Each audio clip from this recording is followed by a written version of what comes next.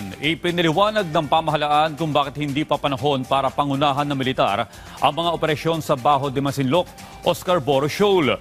Yan ang ulat ni Patrick De Jesus.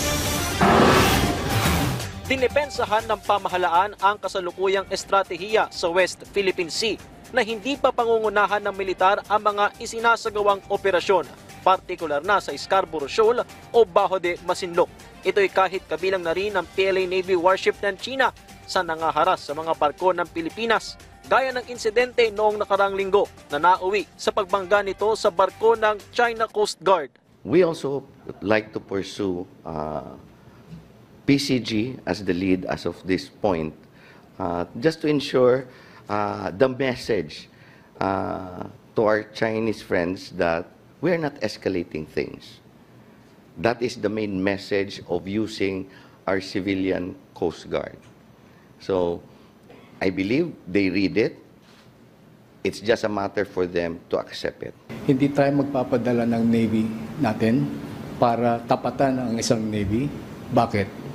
Kasi once you deploy a Navy vessel there, you come like warlike. Hindi tayo magpo-provoke kasi we do not know what will happen if two Navy vessels are there. Kasi doon pwede mangyari miscalculation, misjudgment. And that is the thing that we do not want. No?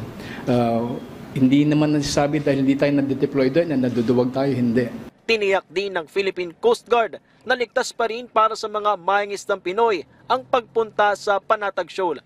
Mabusisi naman ang pagdedeploy ng mga barko ng PCG na kayang tabatan ang mga agresibong aksyon ng China. We are deploying skippers of the vessels who are excellent in seamanship skills. The display of seamanship skill of Captain Angge, the commanding officer of 4406, is a good evidence of how careful we are in selecting Coast Guard vessels whenever we deploy in the West Philippine Sea. Samantala, aabot na sa 35 diplomatic protests ang inihain ng Pilipinas laban sa China ngayong taon, kaugnay ng iba't ibang insidente sa West Philippine Sea. Patuloy naman na magiging bahagi ng pagresolba ng gusot sa karagatan ang diplomasya. Halimbawa na lamang ang umiiral na provisional agreement sa mga RORE mission sa BRP Sierra Madre sa Ayungin Shoal. Yes, we are looking at existing platforms for discussing all these important matters with China. Again, ang instructions sa atin is that we continue diplomacy and dialogue, and we keep lines of communication open with China. Alinsunod na nga yan sa instructions ng Pangulo. Patuloy ang monitoring sa iligal na pananatili ngayon ng 4 na barko ng China Coast Guard sa paligid ng Bajo de Masinloc, gayon din ang presensya ng isang Chinese research vessel.